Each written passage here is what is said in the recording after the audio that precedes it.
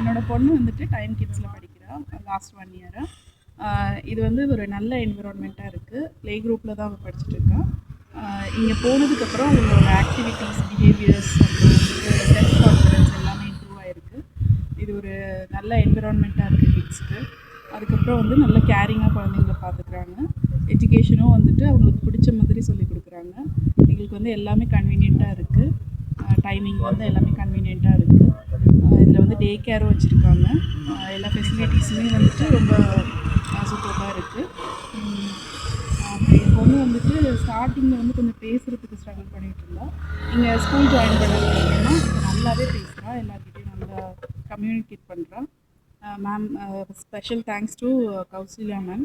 அவங்களால தான் வந்துட்டு இது எல்லாமே நடந்தது. ரொம்ப தேங்க்யூ ஸோ மச் மேம்.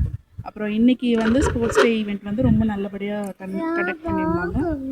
அதுவும் ரொம்ப ஹாப்பியாக இருந்தது. Thank you so much ma'am.